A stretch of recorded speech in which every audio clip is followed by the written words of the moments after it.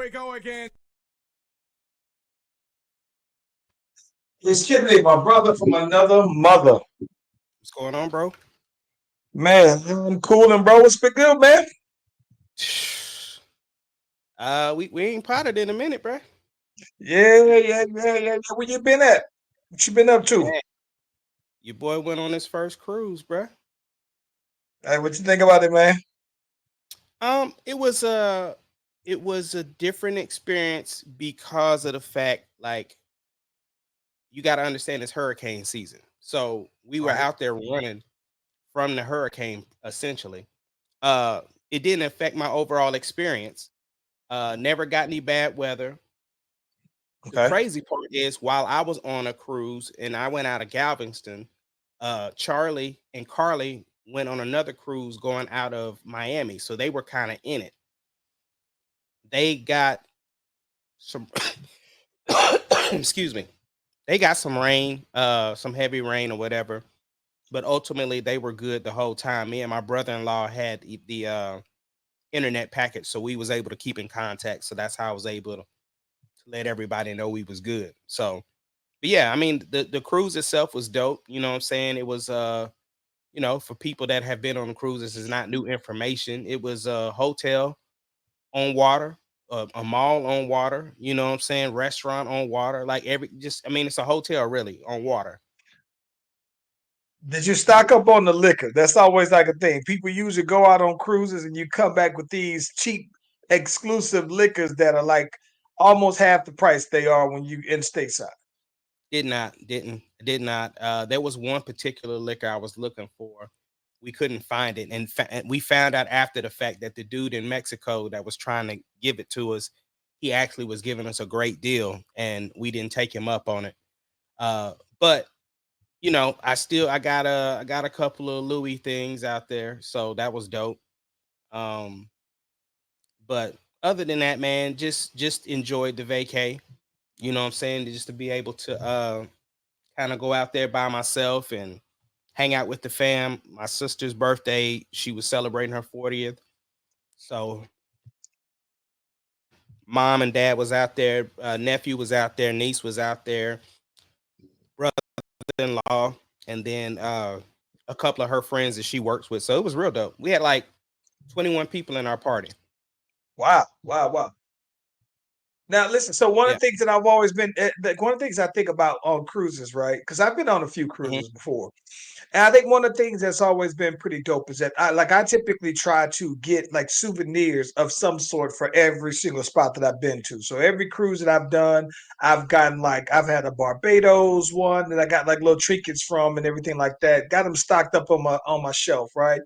But one of the things I had been trying to do, actually, I think I did do it, is that I would get a liquor that's only specific to that particular island. So you have to only get it from there. So, like, I've gotten one that's when I was in Barbados, for example, I got some rum that's from a company made in Barbados. And I was in Mexico, I got some that's there. I think that was the one thing that I would say that when you're local, I think you with the Cozumel, right? Yeah. Yeah, Yeah. so I went to Cozumel Cozumel. has Go ahead. Go ahead. no. So Cozumel has a company that does like a local tour out there that I remember doing. If I ever got a chance to go back, I would try to do it again. But they had all these flavored tequilas though, bro. That was top notch, organic, super good though, bro. Yeah. Yeah. I mean, had a good time. We didn't get to go to the beach because the weather, I mean, the water was so wavy. Um, but I mean, ultimately, like I said, had a great time. I didn't want like a Cozumel t-shirt. Didn't want like a Cozumel t-shirt or nothing, so I was cool. I did get this fly hat out there though. Had to keep had to Mm, keep the had to keep the sun out my eyes, bro. So I yeah, wanted something official out there. So it was real dope. I know my dad was hating on the hat when he saw it. yeah. I remember So getting it me was like a funny. little I was coming Cozumel back. bucket. Yeah, it was funny. Yeah. I was coming back from Austin, and this lady just was we was happening to be in line, and she's like, yeah, I'm just ready to get back to Oklahoma City. I said, yeah, that's where I'm headed to. She was like, okay. And I had the hat on. So I said, yeah, I just came back from a cruise. She said, I see the hat. I figured as much. She said, I thought you would have just come back from a cruise. So yeah, Yeah, yeah, yeah. that's all good, man. Yeah. Hey, you want to get that music going, man? Let's get this thing rolling then. Let's get it. Ah, been too long.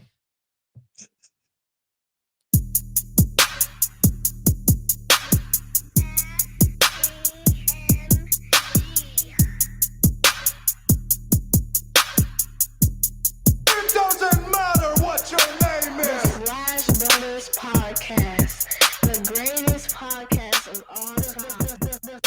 The Slash Brothers Podcast, the greatest podcast If you of all time. smell what the rock.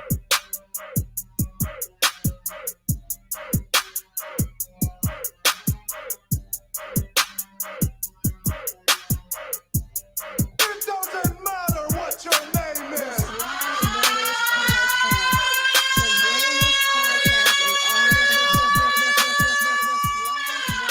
all time. The greatest podcast of all time. And listen, if you haven't already, be sure to like and subscribe to the Slash Brothers YouTube and Facebook pages. We are live on both platforms at the same time. Matter of fact, you can also follow the Instagram. We're about to go ahead and finally get on TikTok. Whenever you click on the notification, click on the bell, you get the heads up whenever your boys and miss doing anything. Ace Kennedy. Yes, we got a lot of stuff to catch up on. Let's go ahead and get it on out the way because people was already like, I'm in SEC country out here. Longhorns, UGA Bulldogs. We took the L at the crib. What say you? I mean, it's the SEC, bro. It didn't really phase me like that. I was more mad at my brother than anything because he got us entangled in some dumb bet. But no, I mean, we still have. I mean, we look at last year was 4 teams going to the playoffs. This year's 12. We lost one game last year. We still ended up being one of the 4 that made it to the final. So we still have an opportunity. We still have a chance to be the top of SEC. We got Vanderbilt coming up this week, so we can't hold our heads. Got to keep pushing. The biggest thing, we didn't lose to Oklahoma, so I would have felt more worse about losing to them than Georgia. So I'm good. I think one of the things that I thought was funny to me, like, right, when people are like, oh, yeah, welcome to the SEC country. This ain't like that week Big 12 and blah, blah, blah, blah, blah. And I'm just looking at it and I'm thinking, like, bro, listen. Like, because this was funny, because immediately after we lose on that day, I'm in my Texas stuff. The next day, I'm wearing my Texas stuff and everything like that when I'm hooping and everything. And I think that what I kind of explained to people is this. I said, we lost to UGA. Do I think UGA is a better team than us? No, I don't. And for that matter, I think that at this juncture, yeah, they had our number. There are some things that we can get into X and O's wise, and I think that we could have done better. But I'm like, if I look at it like this, right? I know some real diehard UGA fans, right? Yeah. And they said, bro, y'all made us nervous because we had never played this well. We haven't played this well all year long, right? Right. And Right. so Right. they were surprised. They were very pleasantly surprised that they stood up to the test and that they came through and everything like that. But they wasn't expecting it. And you can't. There's not a there. I don't know a single UGA fan who can tell me that they were honestly expecting, Georgia to win, let alone, how the game actually went. But with that being said, right, I think that if you say no, Texas playing its best version of itself and UGA playing its best version of itself, I still like Texas. Now the question becomes, and this is a legitimate question, is that what if Georgia doesn't make Texas play its version of its best version? Like, what if Georgia is the kryptonite to Texas, like that style, that team, that roster? And that's a fair thing to say. But if you're telling me that right now, I'm thinking I still like Texas now. Now maybe, and that's only because I've seen Georgia play other teams where I wasn't that impressed with them. So now maybe if Texas goes through a little, spiel where I'm not that blown away, then I might think differently. But we lost. I don't feel any differently if anyone. The one thing that I did kind of wish, I wish we would have stayed the number 2 all the way through. I think that that number 1 Listen, target on your back I've been saying is that, something. Charlie, from day I would have one. loved to just Yes. ride number 2 all year long. Yes, because in no pressure. I said that. I've said that to many people. They're like, "Why you don't want to be number 1?" I said, "Because you got a target on your back." I said, "Number 1 doesn't matter until the end of the season. That's when it matters. Other than that, you can have that title all day long." That's why I said, let Ohio State be number 1. Let them be number 1. But then they fooled around and lost. Yeah, and listen, for that matter, right? I gotta be honest with you though, man. Like, depending on how I don't know how we would like match up against Oregon, but I've never seen a Big Ten team that I was afraid of. Like, I'm gonna be honest with you. Like, Penn State is currently ranked like number 3 or something like that. And I think that if you put them against any SEC team, they would get washed through. I think a Penn State team probably can barely beat the top Big 12. I've never been a Big Ten believer since like listen, the last time I believe a Big Ten team was solid, Eddie George and David Boston was playing for Ohio State. And I know that my boy Courtney, shout out to Cinematic, he told us that last year was that year for Michigan. So he was a believer. But Yeah. I've never been that big a believer on Big Ten teams as far as being able to compete. So I still feel good, man. I don't feel like I don't feel like we out of it. No. I think if anything, though, I think it puts us squarely still in the conversation, given that, I mean, Bama lost to Vanderbilt, and people are already talking about firing the coach, and this man And they ain't lost been to there but a Tennessee. whole year. What's up? And they lost to Tennessee.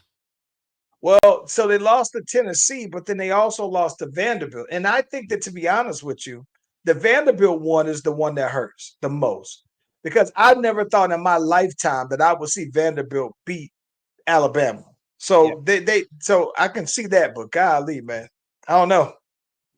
Yeah. You see, OU finally fired their offensive coordinator. So this is my thing. Mm-hmm.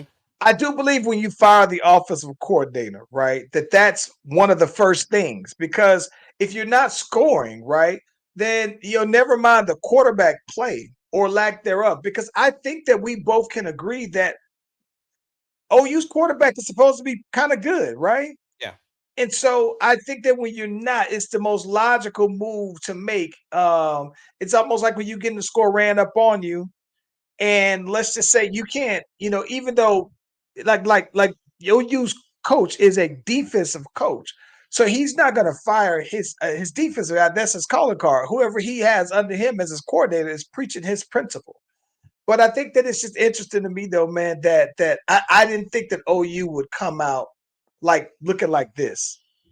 Yeah. Now they are plagued with a bunch of injuries, like a bunch. Yeah. So I'm wondering if they need to look into some of their conditioning coaches and stuff like that, because why is all these people getting hurt? That's a great question, man. Great question. But I think that every team has had their injuries. I think that Georgia started their year off without their top 2 running backs, so they look like they struggled. We did too. Yeah. So I think that, I think the injuries are part of the game, and it should really be next man up. So if that's indeed true, you can't necessarily say that when the going is good. And so I like, you got to But figure I'm it just out, though, talking man. about the style of injuries for the skill positions that they're injured with. It'd be different if it was like a lineman here, a running back there. You talk about all 5 of your receivers is hurt. That's Like crazy. that's weird That's to me. nasty work, bro. That is nasty work. Yeah, Yeah, but I think we're still alive, and I'm all right with it, though, bro. same here, bro. Can you believe it's been like a whole year since our reunion? Listen, man. I see the pictures that pop up, right? And golly, man, it is amazing. It does, I'm not gonna lie though, man. When we had the reunion last year, though, bro, I felt it's the most homesick I think I've ever felt, bro. Like Yeah, it literally, like I think the only thing that would have made that visit that much sweeter is if the homie Mel was out there, right? right. But I think that, you know what I'm saying, like for the most part though, man, it was the most homesick I think I felt at when I got there. I was like, oh my gosh, it felt such like so at home. And when I left, I knew that it was gonna be like I wanted to savor every single moment of it, every single day that I was around everybody that was there, because I knew that it was gonna be, you know, back to the regular, which I love. But Yeah, yeah, yeah. so I felt very homesick though, man. And to see what has happened over our group in just a year, like you had people that were diagnosed with cancer, you had people losing parents. There's been a lot of stuff that has happened in just 1 year. And that's why it's like super important that we gotta stay trying to link up. So we definitely gonna have to get on that planning phase And for listen, this. man, but you know, we at that, you know, we at that age though now, bro, where you know people are, you know, we're in our 40s now, though, right? So you at that age where those older folks now, you know, when we was in our 20s and they was in their 40s, now they in their 60s, 70s, though, man. And so, yeah, it's crazy, Yeah, very crazy. it is. Yo, did you get a chance to check out Jaylen Brown sitting down with Stephen A? I did not. I saw the highlights of it that they showed on First Take, but I didn't see the whole thing. Basically, Jaylen Brown wanted to talk to him about the whole what's your source? Because he felt some type of way about the fact that, he was like, look, I understand journalism integrity, but I still think it was cowardly of the person to basically hide behind their statements of saying the stuff that they said because you have such this huge platform. So you say that this source says blah blah blah blah blah and it's out in the ether and I take the hit for it or whatever, and then I can't even talk directly to the person who said it because they want to hide behind the anonymous source. And he was like, and I just think that's very detrimental to a bunch of our athletes because of the fact that we don't have a say in it, or we can't really combat the what they're saying unless we come back to this platform because it was said on your platform. So I hold you accountable for your platform, but not for what they said. But it's because you released it on your platform. What is your thoughts on that? Okay, so listen, man. I think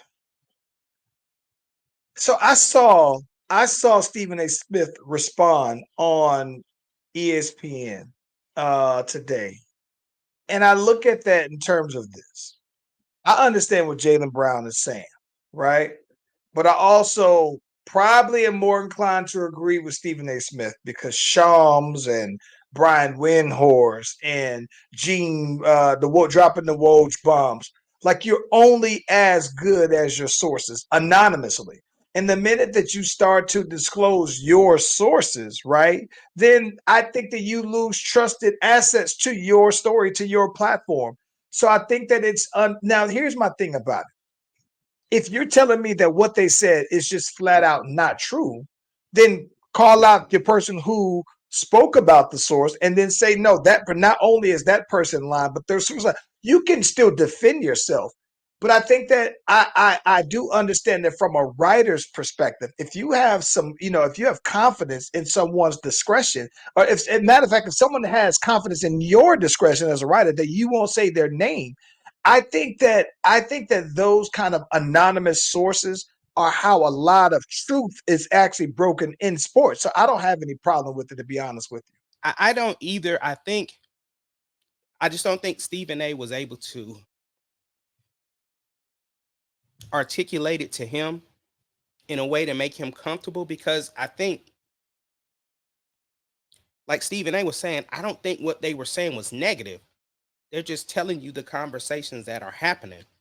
And so without the anonymousness of it, we wouldn't even know that people are feeling the way that they're feeling. At least the information is Right. out there. So Right. regardless if you feel the way about the information that is circulating, at least you know, versus people aren't going to come out and say, because all it is GM talking, right? Of saying, well, I don't like the, I mean, it's the same way with Lamar Jackson, right? GMs don't like the fact that he doesn't have an agent, right? That he's doing business himself.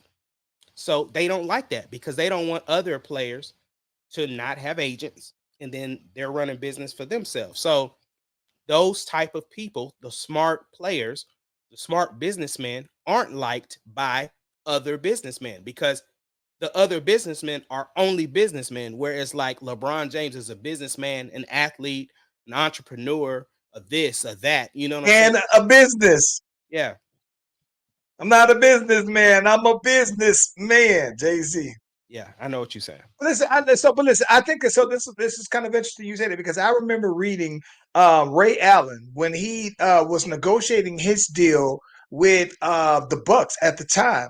He didn't have an agent either, right? Because agents basically take 1 to 3% of your contracts, basically.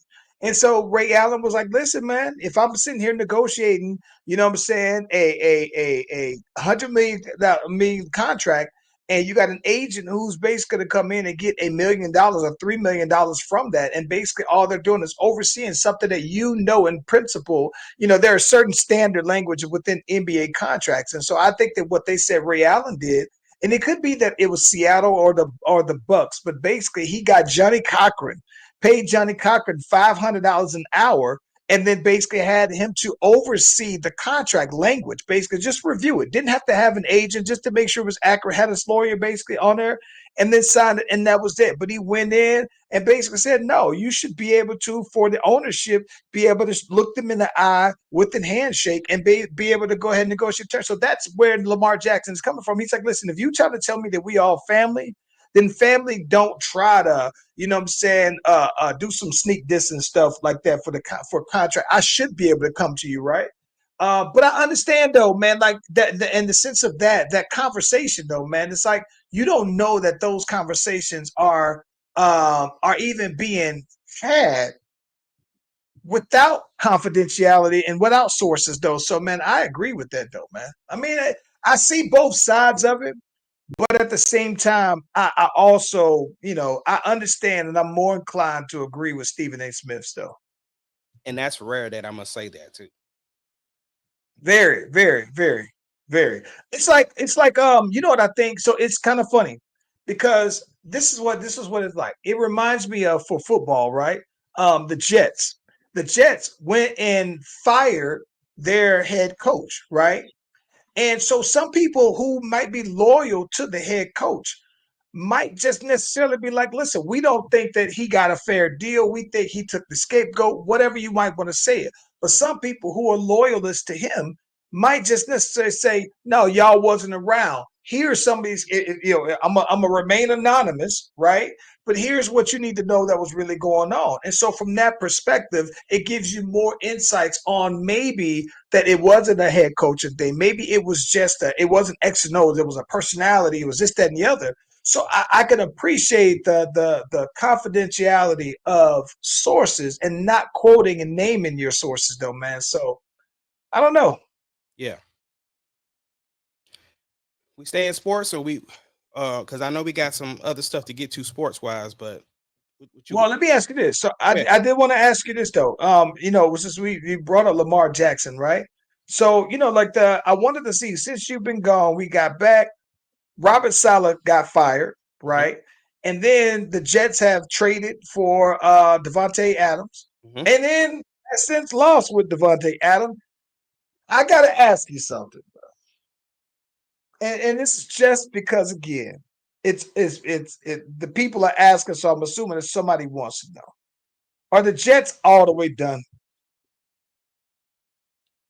I don't think they all the way done, but they're just not the Super Bowl contenders that people thought they were. That's As soon as you fire a head coach, that already sends a signal that y'all ain't ready. I don't think I've ever seen a team fire the coach and go to the Super Bowl. I could be wrong. Has that ever happened? I don't You know. fired your coach in the season and then went on to go to the Super Bowl.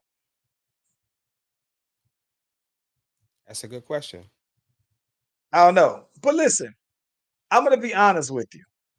I never see this is the thing that makes me so mad. See, I think that one of the things that's crazy to me is that once the Jets signed Aaron Rodgers, I never thought that they had a chance though, bro. Like I know that they were good and that they got a bunch of talent on the team though, bro. But I look at that and I just think that when you have Aaron Rodgers who's in a position where he is to be the leader, I just don't believe it. I think that he can make great throws, bro, and I think that he can do a lot of great things as a football talent, though, man. I just think that that one championship that he got was more of an outlier than the norm because the norm will say that he will put up a bunch of great numbers, right? But he's not like he's listen, if I'm being honest, right? Drew Brees put up a lot of great numbers, and he has one championship to show for it, right? Mhm. Aaron Rodgers is in that same boat, but for some reason, because he's so spectacular with that throw, everybody just automatically cast this. Oh, he's going Super Bowl. Like I never looked at the Jets and says, "With Aaron Rodgers, that makes it." People were picking them to win the Super Bowl, and so the thing that got me for sure is when I saw that. That one of the things that I think that I admire about NFL quarterbacks is this: I'm going to take the blame, even if it's not my fault, right? So Pat Mahomes' wide receivers just aren't getting open. So they don't score like they typically would, though, right? And they're still winning. And he's always asked, like, hey, are y'all able to sustain winning like this and blah, blah, blah, blah, blah.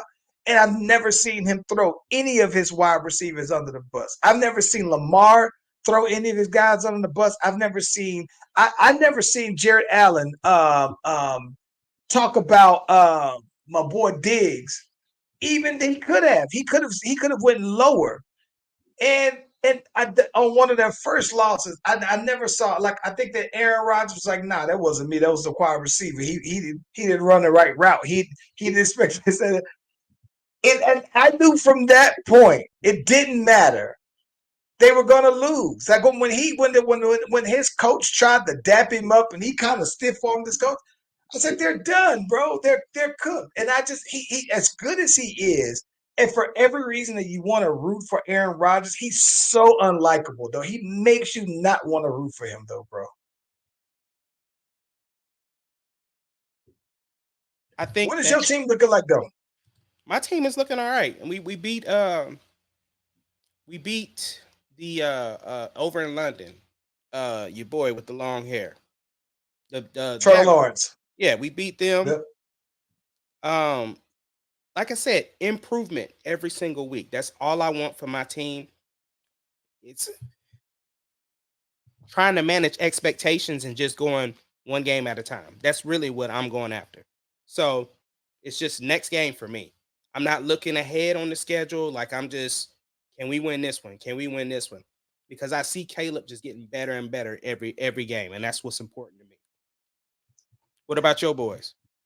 Listen, my team is right where I thought that we would be. And I think that, listen, if we go back to recap the very before the season started, I still thought that my team would end up with about 6 wins, 5 to 6. 6 would be on the lucky. And we are probably on pace for them 6. The only wins that I think that we got for sure that's money in the bank is the Panthers, though, bro. And those were the only games that I thought. And I'm gonna be honest with you, man. I think that we would likely beat the Falcons. We would likely split with the Bucks. So I think that we'll split, right? Mm-hmm. But they beat the Cowboys, man, and they dog walked the Cowboys. And listen, for that, I'm perfectly fine because at the end of the day, right? All of my ops are not the Falcons aren't going to no winning no Super Bowl. They might make the playoffs. That's cool, whatever. The Cowboys might barely not make it, so I'm okay that the Saints they're 6 wins, and I'm okay with that because I know that the teams that I dislike aren't world beaters either, though, bro. And they're probably doing just as bad. So I'm good. Yeah, so we put Spencer Rattler out there, and he did listen. He didn't look good, but he didn't look incredibly bad. And I think that you still just ride him out. Derek Carr's been hurt. He's supposed to be hurt for like maybe 3, 4 more games. Yeah. I don't know. I don't know. And then here's the thing I think that is interesting though. I do think that it's interesting that Rashad Sheed, our running back, who Derek Carr only threw the ball to, Yeah. he's out for the year, right? So now that he's out for the year, I'm just wondering who is Derek Carr going to throw the ball. Maybe that'll force him to throw the ball more to wide receivers now, though. Yeah, I'm wondering, let me ask you this. If, let's just say Spencer Rattler starts to play better, do you think they still would put Derek Carr back out there? So it depends on better. Depends on better. So let's just say if Spencer Rattler would have won that game, right? And let's just say hypothetically, if he went undefeated, and we thought seriously we might be able to take the division, I don't see how you go back to Derek Carr. At least from my perspective, right? Here's a question that I do have for you. What's up? Okay. So you know how like Cam Newton isn't in the league anymore, right? Yep. Because I think that Cam Newton is a starting quarterback, right? Like certain guys, I couldn't imagine them just falling back and saying, "Well, I'm gonna be your backup." Like Drew Brees was a starting quarterback, right? So that's why it was so difficult. Like Matt Ryan, right? Matt Ryan was a starting quarterback. He wasn't a backup, so he went to Indy. He was a starting quarterback, and he retired when he was no longer a starting quarterback, right? So my question is that do you see like people like there are some quarterbacks that are on the cusp of that being something questionable? Like for example, Russell Wilson, right? So you and I talk all the time about like Justin Fields might not give up that spot, right? And they went back to Russ. Yeah. But I'm wondering, can you picture Russ still being in the league as a backup quarterback? I don't, only because he has other opportunities available for him right now. You know what I'm saying? Like I heard there's a quarterback coach position that's already waiting for him. So I don't know that I could just see him unless they're talking about transitioning him into a coaching position. You know Oh, what I'm saying? Like if they said, "Hey, we want you to be the backup for a year to basically mentor this person, but after that year, we want to transition you to be blah blah blah blah blah." right. Maybe, but just like he get benched. Nah, I think he would want out to See, try. I think that I think he has it. yeah. So this is my thing. If you think you still got it, right? Hmm. I Or if you don't still think you're see better than the other, like there's other quarterbacks that other teams that you feel like I'm better than them. right. So case in point, when Cam Newton's last played for Indiana, I mean for the Colts, I still firmly believe that Cam Newton. There are 32 teams. I thought that Cam Newton Patriots was still, huh? for the Patriots. When he played for the Patriots, You yeah. said the The Colts. last the, he played for the Patriots, and then he played for back to back with Carolina. Yeah. Right, Carolina brought him back right before that was his last run. But when he played for the Patriots, this is when they had. I think they had Mac Jones. I thought he was better than Mac Jones. I thought he was better than Derek Carr. I thought that he was probably just as good as Geno Smith. Like there were a lot of guys that I thought Cam was good at. But then at the same time, while Cam may have said, I would be fine with taking a backup job if I'm backing up these particular quarterbacks, so right? But even then, like I can't imagine a scenario, right, where Pat Mahomes just accepts being reduced to a backup quarterback, right? Like certain guys to me are career backup quarterback. Like or like I'm always amazed when I see like Joe Flacco. Like he was a Super Bowl winning quarterback, right? And then and now and maybe his regular season stats were never all that great, and maybe it was easier for him to accept. But he got a big bag, and then he fell off, and now he just emergency quarterback. They bring him in, and I just wonder. There's a lot of guys now that are on that border where it's like, all right, bro, you've been a starter for most of your time. Do you just retire or do you just keep being do you stay in the league as a backup though, bro? I think it just depends on what their pride can handle. Like Carson Wentz, right? He's a backup. He's like the second, he's like maybe like a third string quarterback. And I just always wondered, like, well, dang, what is Carson Wentz doing even still in the league? That he got Carson Wentz had a contract that was $100 million. He was almost in conversation for MVP. He almost got Philly to the Super Bowl. They got hurt, put in a guy, they won the Super Bowl. And now Carson Wentz just stunk it up for like 2-3 seasons. And now somebody who was who looked like they was a perennial Pro Bowler is a backup quarterback, bro. I mean, but what do you do though when you don't want to be out of the league right away? Oh no, man. I guess you just have to accept that, I though, mean, man. it's just like basketball people of people coming off the bench. Like, when do you be cool with coming off the bench? You know what I'm saying? When you've been a Well, starter. see, Kobe. See that's a great point. I remember Kobe said, "Yeah, I think I could still play in the league when I'm older, but what I look like just lingering around the league, averaging 15 a game or coming up like, nah, that's not what I am." And that's where I look at that. I look at like Tracy McGrady coming off the bench, like what? Like that, I could never see certain guys doing that though, man. And that's where I just always wonder, like, if you ain't a starter or if you ain't the sixth man, like Russ comes in and Russ is in the minutes and he's contributing. But I couldn't see Russ just being on a team as just the OG on the team, right? Right. Like, nah. Yeah, I think that was a conversation that happened as to why Russ is doing what he's doing.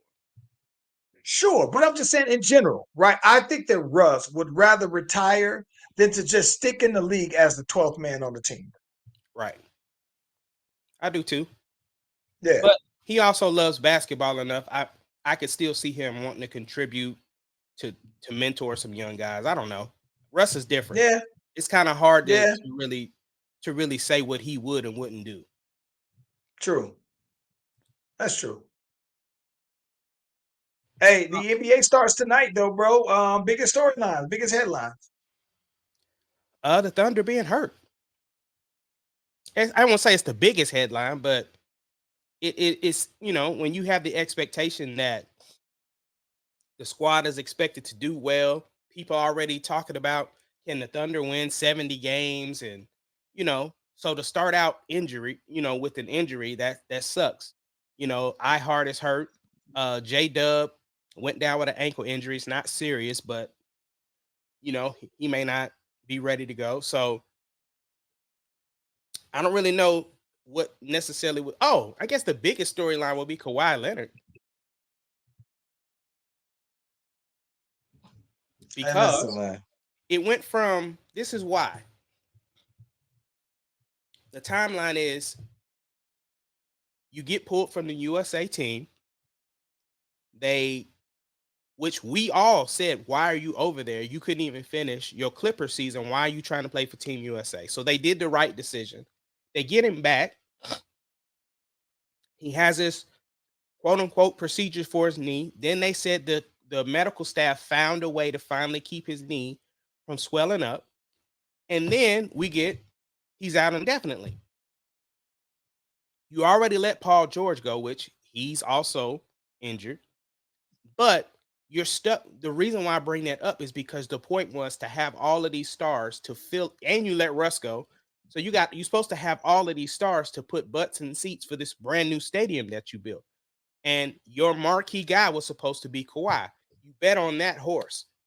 Now, Paul George's injury is a hyperextended knee, so it's not like he should miss a substantial amount of time. But Kawhi, when you say indefinitely, that man might not be back to the playoffs. That's provided that they are in contention to make the playoffs Right. without him. And they already said they ain't re-signing Bones Highland. So, yeah, it is looking very bleak over there. Now, mind you, I understand it's preseason. I get it. I'm just saying the people that they had out there were moving the ball well, and it looked pretty good to have James Harden around these young guys. So, Hey, listen, man. Okay, this is the part of that thing. You had to have known that this was potentially going to happen when you signed Kawhi Leonard for the new contract that you didn't want to sign Paul George for, right? You had to have knew that his knees was that bad because he told us in San Antonio, no, my knees is bad though, bro. And I think that what happened is that he got some treatment, it got better, but I think that Kawhi Leonard's knees are never going to be to where he's going to be able to play a full season. But I think that what happened is that when he won a championship on over with Toronto, they managed him, right? They managed it, they low managed him and everything like that. And they say that, and people thought that they had the blueprint. But then they still don't think that was in 2019 that happened. So that was 5 years ago. So now those knees are 5 years older and they're not gonna get better though, bro. Trust me, I know my knees. I think even when I have a good day, back to backs, 3 games in a row, I know that's the case. So then fast forward, Paul. I mean, he has that one season where he's out the whole season. Him and PG out the whole season, and then he comes back and he tries to push it. He gets hurt in the and right toward the end of the playoffs. But he gave you that glimpse of what a healthy Kawhi looks like.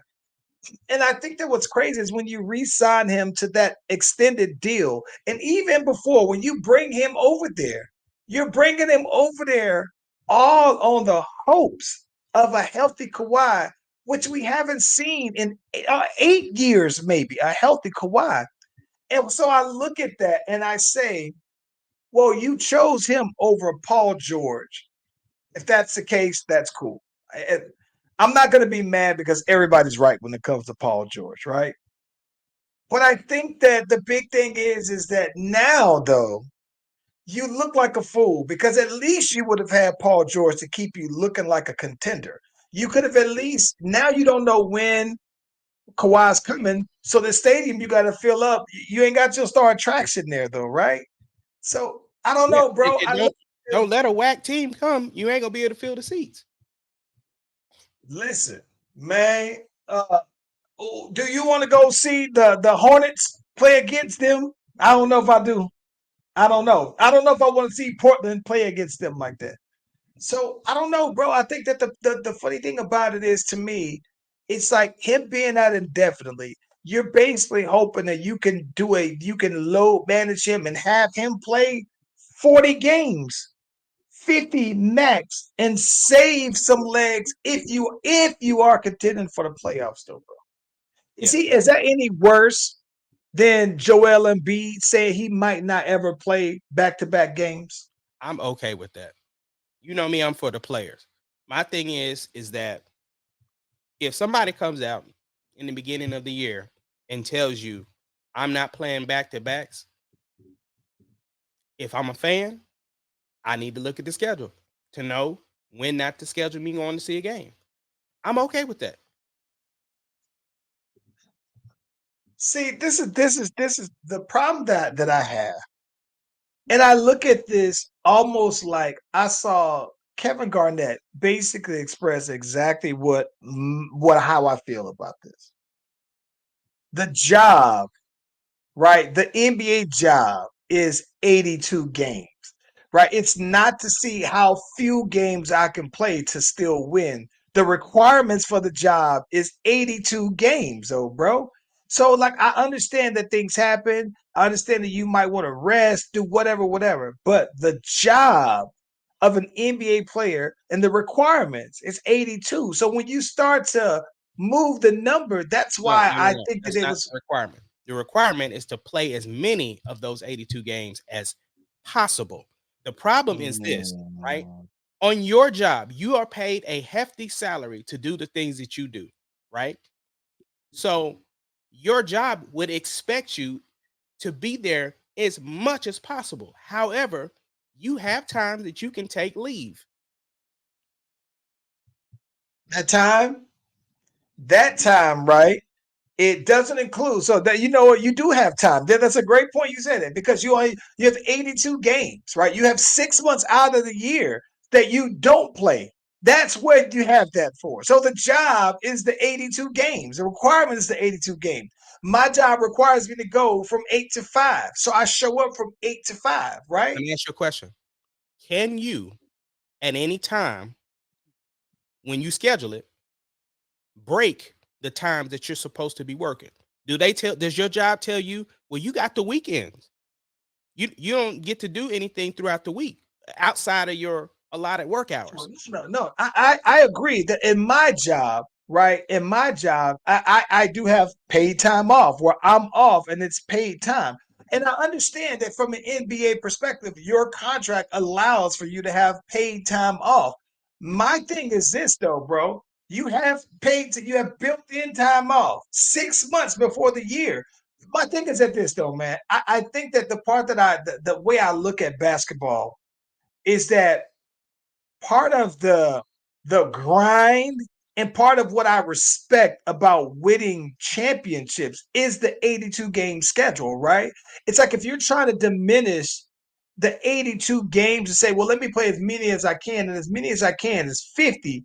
Okay, let's say that is what that's all you can do.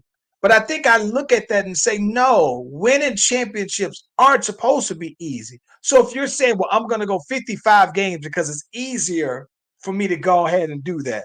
Like did to play 82. Sure, it should be. But to me, I think that you're overall diminishing the value. To me, the what makes winning a champion, being a champion, so tough, though, bro. See, I just feel like as a team, we have to do whatever it takes to win the championship. Meaning, if my star player has to be out a couple of games because he's older, like I wouldn't lose any sleep if LeBron only played 70 games this year, or if LeBron played 65 games. 70. If he played 70 games this year, I'm okay with that. LeBron has been But doing here's this. my thing. My thing is this. That's a good point, right? But my thing is this, though, right? I think that there should be some kind of concessions built in that, right? They're doing that Say, though, listen. but Well, that's what they're not just geared that to. though. But I guess my thing is this, though, right? Like, I look at it like this. Do you think that there should be some concessions where it's like, listen, bro, uh, uh, you can't. How does this sound? If you rest your guys, and if it's just a resting situation, it can't be on a road game or it can't be on a televised game, right? It can't. There has to be some parameters for when or what types of games you can. But there are parameters for that. I mean, everything that you're saying is in the language. I didn't think that there was any. Yeah, there is. There is absolute. So they addressed load managing 2 years ago. And there is language in there that you're not supposed to be able to do it for televised games because that's where the whole rights. I mean, there is language in there. There is some particular language even about back to backs. There is language in there. I didn't think that there was, because to me, then I think that you open up a whole can of worms that I don't think that you can undo when you start to specify that, even though I'd like to see that myself. And here's the other thing that they just added this past year. That's where you got into the language of if you miss so many games, you're not eligible for certain awards. I like that. Because to me, this is my thing. To me, the awards and everything is backed by the grueling schedule. Like if you're the MVP of the season, you can't be the MVP and play 55 games, bro. You can't be the defensive player of the year and only play 40 games. It's like, to me, no, it's like it's like the challenge of being this great player over 82 games is what makes it such an exceptional thing to do. So that's the reason why. That's why I'm so big on the 82, right? And I think that part of it is that, don't get me wrong, I think that at this juncture with LeBron, for example, I mean, it makes sense if you say he's been at it for so long that at this point he's due for some nights off and everything like that. That's cool, but you can't just sit there and you can't be. I kind of got a problem though, man. That if you're fairly healthy and you don't have an injury, that you're playing fewer games than LeBron. Like, bro, come on, man. Like, stop No, playing. I'm in agreement with that. I'm just saying I'm not even saying that people should miss over 10 games in a season. I'm saying that there should be an allotment for things for people that are injury prone. Like for instance, a back-to-back game for Joel Embiid, I don't have an issue with that. Meaning that if the televised game is going to be the second game, then miss the first game. You see, to me, I think that if you do that though, bro, I especially like that also means that you're no longer qualified for postseason awards because those things also come with the additional bonuses as well. You might get a max bonus, right? You might get a max contract because you made first team or second team all NBA. But then now, because you out here only playing 60 games, that means that you didn't make the first team all NBA or second team all NBA, which also means that you're no longer eligible for. It's almost like Ja Morant, right? How he missed out on money because he had that suspension last year. Like to me, I think that there has to be a balance to me. Yeah, and that's what they're doing. So let me ask you this though: do you expect your overall thing for you as a fan? You are you of course you're diehard OKC, right? And I think that that's cool. Yeah. I'm wondering though, I'm gonna be honest with you. I honestly believe, bro, that injuries are going to be the theme of this particular season. And I say this to say this. So you think Boston, they have Kristaps Porzingis, he's injured. So it's like he's not coming back until next year. So then it's like you wonder how does it impact their records because of that particular injury, right? You got you already talked about Kawhi and his injury. How does the injury going to affect um, uh, Joel Embiid and the Philly? Um, how does Zion stay healthy and injury free? Right? What does that look like? Right? What does Ja Morant coming back 100% look like injury free? I think that now, I think that you'll probably see that injuries being prefaced in people's predictions of how teams will play. You'd see that more prevalent than any other time. You'll say, "Oh, provided they're healthy, I think blah blah blah blah blah." Like you think about it, LaMelo Ball's coming back. Lonzo. Lonzo, LaMelo was hurt also Yeah. last year, but Lonzo Ball coming back. You know what I'm saying? Like you got a lot of guys that are either coming off of injury, going on injuries, or you're trying to see how injuries would impact them, though, man. So, yeah, I think that injuries is going to be the theme of this particular year, though, bro. Yeah.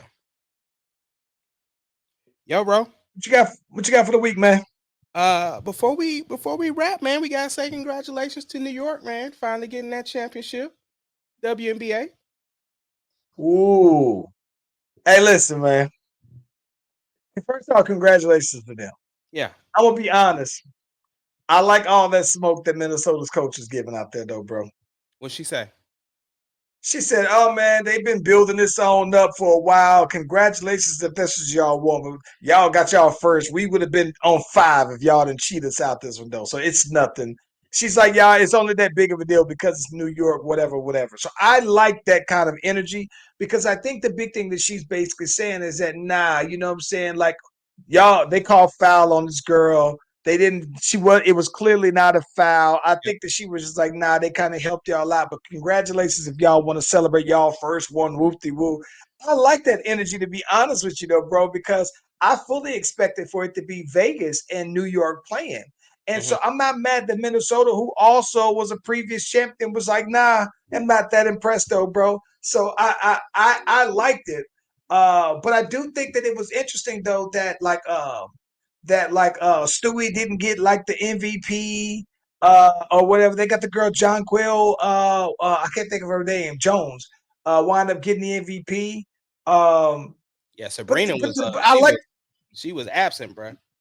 Yeah. So that's what I'm saying. So I like that Minnesota was like their coach basically like, listen, Sabrina was AWOL. Stewie wasn't going crazy like that. Nobody was going crazy like that for one of the big names to get the MVP. Even though Jonquil Jones was an all-star, I think she felt like they got robbed though, man. And I can appreciate that a coach, Yeah. didn't just give you the coach conversation, to give you the coach speech though. So she was like, nah, we want all the smoke. Loved it. Absolutely loved it. That's what's up. For me Yeah, this yeah, week, yeah. bro, I'm just trying to get better. As you heard throughout the whole pod, I've been coughing. Man, bro, been trying to get right since I got back from the cruise. Somebody told me I got the cruise crud, but I did actually go to the doctor, which is something I typically don't do.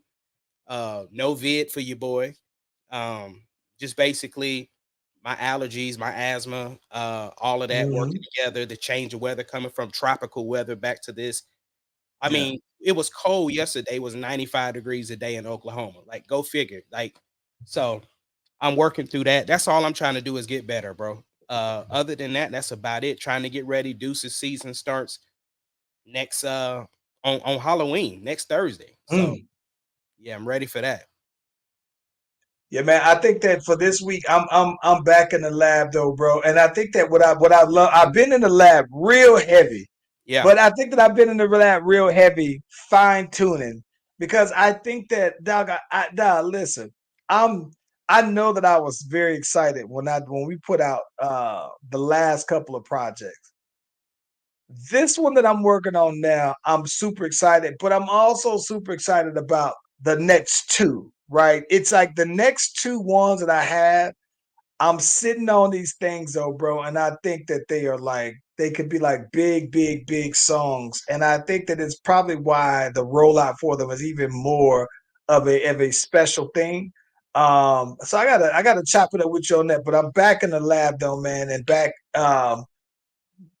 doing some real fly stuff though, bro. Real I'm fly. excited for you, bro. And I hate that I can't contribute to nothing right now with the way that I'm at. Because I mean, I plan to be Yeah. fine-tuning myself and I'm just all the way backed up. Like, and I'm trying not to just it's God's timing on it. So that's the beautiful thing about being an independent artist. This Yeah. gives you the opportunity, the landscape is yours, and I can Mm-hmm. follow you right after that. So I'm just trying to get better and go from there. So yeah, I'm happy for you. Yeah. I think I'm gonna go ahead and yeah, I got some plans. I'm gonna have to touch base with you though, man, because I think that it's a pretty cool little idea, man, that I got to do it though, That's what's man. up, Yeah. bro. Let's get on out of here. We appreciate y'all for joining us from ATL to OKC. We are the Slash Brothers. See y'all next time. Peace, people.